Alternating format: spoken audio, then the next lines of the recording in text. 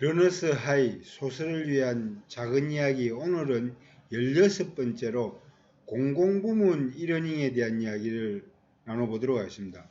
공공부문 이러닝은 2004년 1월에 제정된 이러닝 산업발전법, 특히 시행령에 공공기관 이러닝 20% 의무화 조항을 넣어놔가지고 그때 말이 많긴 했습니다만 저희 이상희 전 유럽연합 회장님이 국회의원 시절에 의원입법으로 법 제정하면서 초창기 이러닝 활성화시키는 데는 공공기관이 좀 먼저 선도해가 이러닝을 의무적으로 20%는 무조건 좀 하는 게 좋겠다, 이런 식으로 법에 그걸 딱 넣어놨는데 반발이 당연히 많았죠. 왜 법에 이런 걸 넣느냐.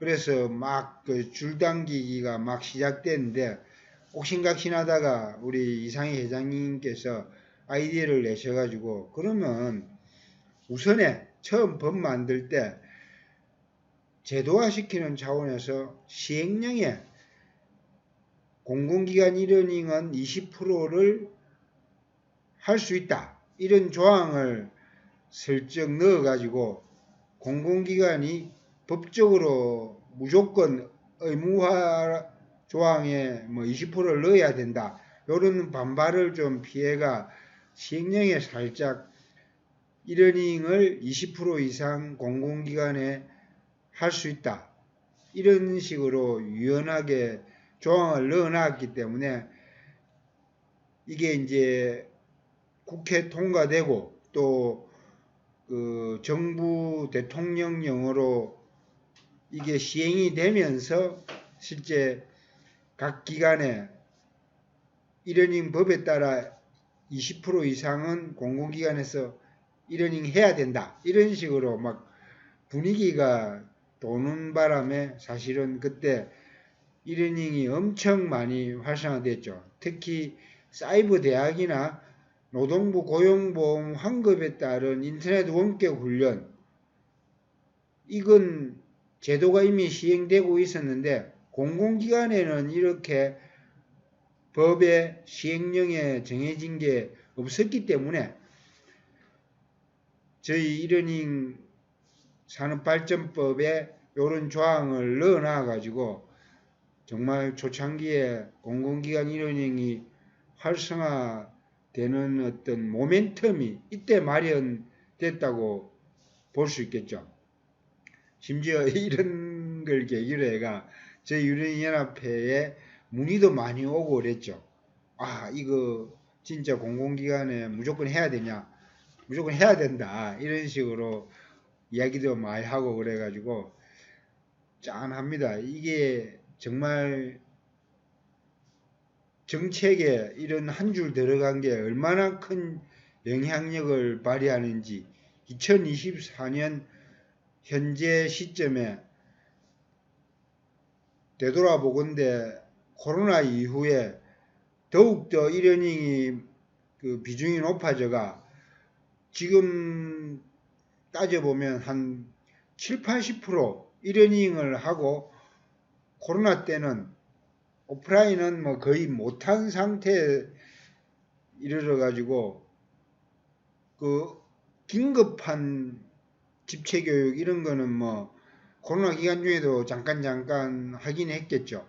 근데 실제로 코로나 때는 뭐 거의 온라인으로 거의 다 했다시피 하고 코로나 끝난 이후에도 이러닝은 이제 생활 속에 젖어 들어가 문화로 자리 잡게 돼가 온라인으로 뭐 편하게 그냥 하자 이래다가 제가 보기에는 코로나 당시에 뭐 80% 이상이었다면 코로나 끝나고 나서도 이미 맛을 봤기 때문에 공공기관 이러닝은 최소한 50% 이상은 하고 있지 않을까. 그래서 이제는 뭐 오프라인 교육보다는 그냥 모여서 온라인으로 하지 뭐. 모여서 오프라인 하기보다 그냥 온라인으로 하지 뭐. 이런 분위기가 많기 때문에 예산도 많이 늘어나 가지고 사실 뭐 이러닝이 지금 비율로 따지면 최소한 50% 이상 되고 많은 기관에서는 정말 80%까지 되지 않을까. 왜? 굳이 오프라인에서 해야 돼. 이런 분위기가 많기 때문에. 실제 교육 예산의 대부분은 강사료와 뭐 교재 제작이 대부분이지 않습니까? 근데 이러닝으로 하다 보니까 강사료 대신에 콘텐츠 제작비로 예산이 많이 책정되고 이래가지고 옛날보다 교육 예산이 크게 신장되고 코로나 이후에는 뭐 거의 100% 온라인으로 해야만 하는 상황이기 때문에 이러닝 콘텐츠 개발 예산이 뭐 많은 데는 10억 이상도 차지하고 이럴 정도로 엄청 활성화되어 가지고 거의 뭐 코로나 이후에도 사실은 이러닝이 거의 뭐 50% 이상, 많은 기관은 80%까지. 그래서 초기에 공공기관 20% 의무화 조항이 이제는 뭐 8대2 법칙에 의해가 이러닝이 8 정도 된다. 많은 경우에 한해서 그렇게 저는 개인적으로 보고 있습니다. 왜? 코로나 이후에는 뭐 오프라인 교육은 뭐 예산이 따로 투입되는 것도 아니니까 대부분 온라인으로 예산 확보해가 컨텐츠 만들고 강사료 지불하고 하기 때문에 8대2가 뭐 타당성이 있는 것 같아요.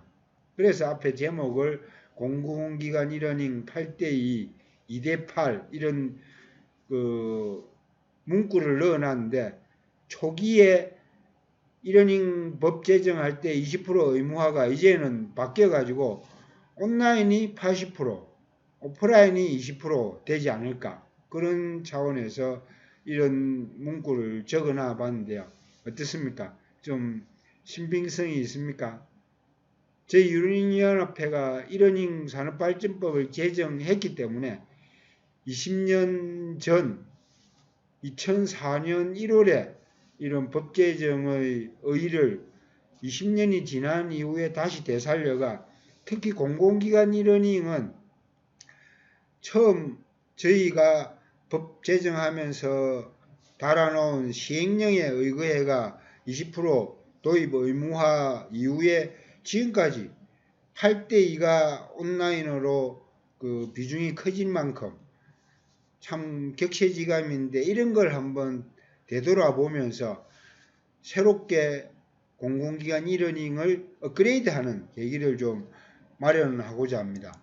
그런 차원에서 저희 유러닝 연합회가 제39회 이러닝 매치 포인트를 오는 5월 24일 날 여의도 정경련 해관 타워 센터 3층에서 할 예정인데 주제가 공공기관 이러닝 컨텐츠 개발업 이런 제목으로 하게 되는데요.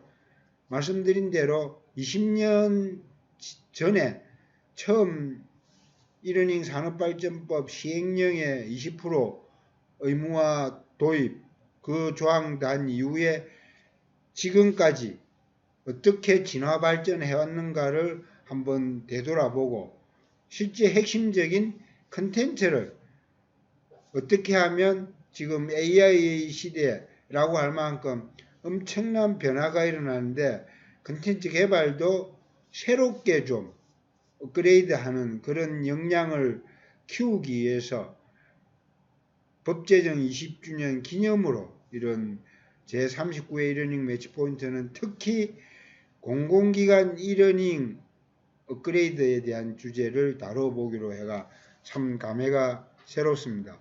왜? 20년 전과 비교가 되기 때문에요.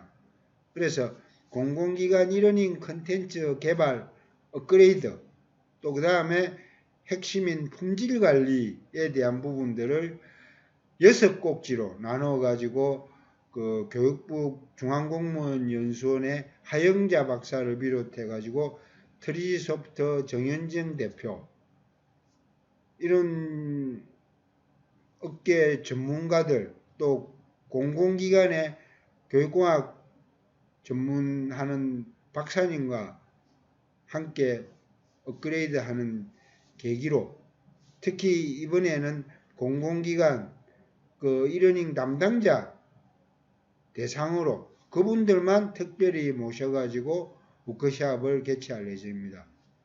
그래서 20년 전하고 비교해가 정말 그 상전벽해가 이루어졌죠. 대부분의 이러닝 컨텐츠 온라인으로 다 제공되고 있고 또 그런 부분에서 실제 20년이 지난 이 시점에 품질 관리가 어떻게 되고 있는가, 코로나 이후에 온라인이 엄청 늘어나가 양적으로는 많이 확대되긴 했는데 과연 질적으로 얼마나 좀 업그레이드 됐는지도 지금 시점에는 한번 따져봄직합니다. 왜? 노동부 고용보험 환급 기업 이러닝처럼 클릭 이벤트로 대충 옆에 여직원들이 클릭 해가 넘어가는 그런 게 아니라 공공기관 이러닝은 좀 더 내실 있게 진짜 필요한 교육을 제대로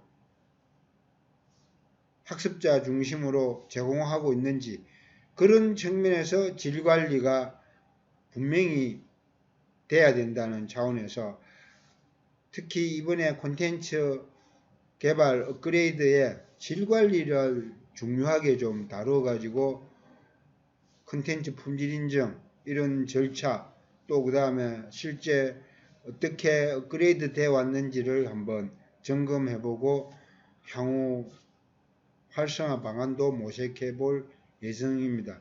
특히 수요자인 공공기관에 제공되는 그 민간 업체들, 특히 에듀테크 업체들의 역량을 평가해 가지고 인정받은 컨텐츠나 서비스가 공공기관에 좀 들어갈 수 있도록 그런 방안도 적극 모색해 볼 예정입니다. 특히 우리나라 특수성을 보면 공공과 민간, 특히 우리는 공공의 역할이 국가 주도로 교육이 이루어지다 보니까 많이 활성화되가 또 공공의 역할, 예산 투입도 많이 되고 있어가지고 공공에서 직접 모든 온라인 과정을 다 운용하지 않기 때문에 민간이 거기에 참여해가지고 도와주고 민간이 또 컨텐츠 개발부터 온라인 교육과정 운영 관리도 대행해주는 그런 경우가 많기 때문에 수요자인 공공기관과 민간 이러닝 업체의 제휴관계도 좀 잘 살펴봐야 되지 않는가.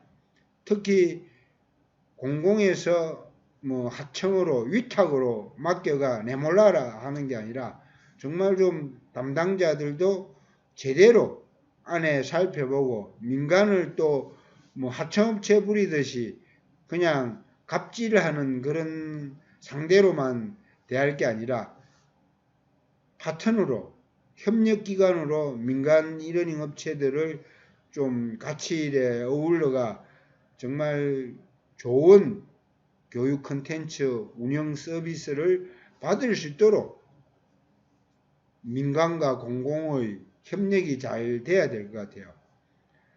이런 민간이 제대로 뿌리를 못 내리고 그냥 막 주먹구구식으로 공공의 하청받아가 그냥 갑질에 따라가 그냥 억지로 끼워 맞추는 이러닝이 돼버리면 당연히 수준이 떨어지겠죠. 그런 질관리 차원에서 저는 공공기관과 민간의 제휴, 파트너로서 정말 좀 이러닝을 제대로 공공기관의 질관리대가 업그레이드 할 필요성이 있다고 봅니다. 그래서 제39회 이러닝 매치포인트가 더더욱 중요하고 20년 공공기관 이러닝 20% 의무화의 그런 시행령 마련 이후에 그런 새로운 도약의 전기를 20년이 지난 이 시점에 한번 재점검해보고 새롭게 그 길을 찾아가는 그런 노력이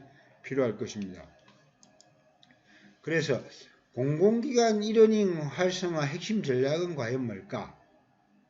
뭐 누구나 쉽게 이야기할 수 있겠죠. 예산 확대. 정부 예산만 많이 늘어나면야 뭐 당연히 업그레이드 되고 활성화되겠죠. 또 효율적 관리. 이런 부분도 정부 예산이 투입되니까 또 효율적 관리도 돼야 되겠고.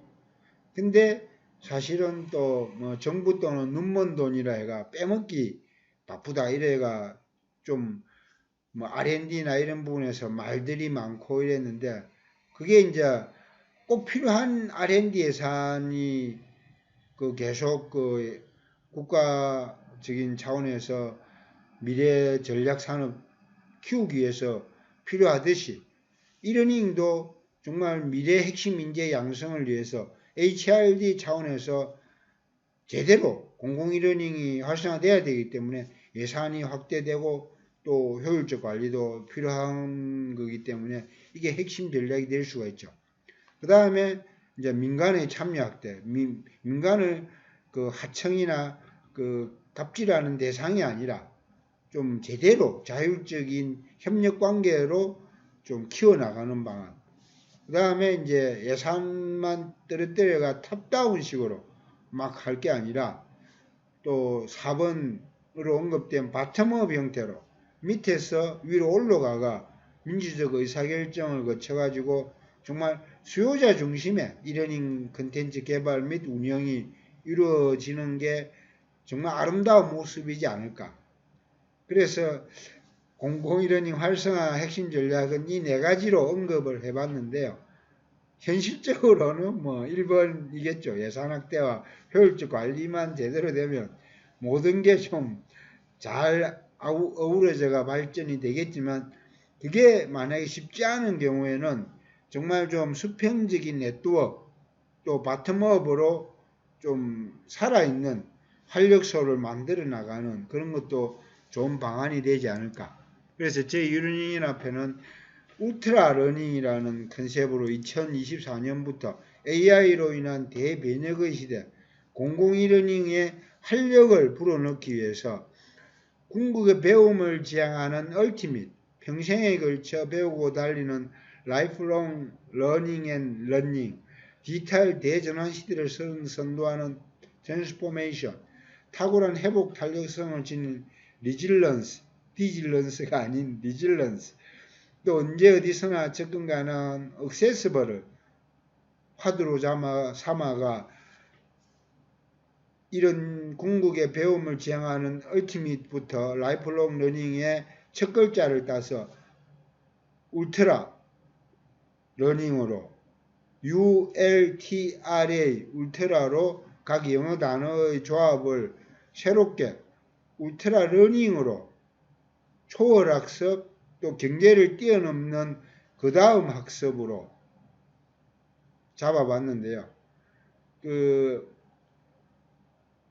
캐나다의 또 스캇 영 이런 분이 울트라 러닝 책을 발간해가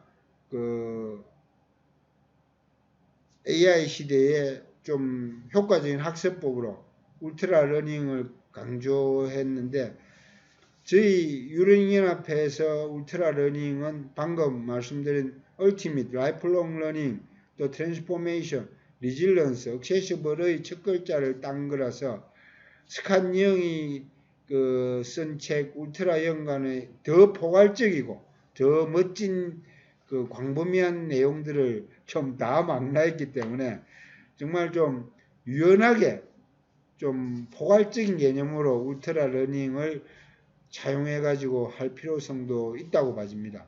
스캇 영의 울트라 영은 정말로 또 학습법에 좀 치중된 반면에 저희는 울트라라는 그 초월의 광범위한 평생에 걸친 이런 개념을 좀 강조해 보려고요. 그런 의미에서 공공 이러닝을 좀 더 활성화시키는 차원으로 울트라 러닝이 좀 많이 활성화되도록 저희 유러닝 연합회에서 선도적으로 실천해 나가도록 하겠습니다. 화이팅!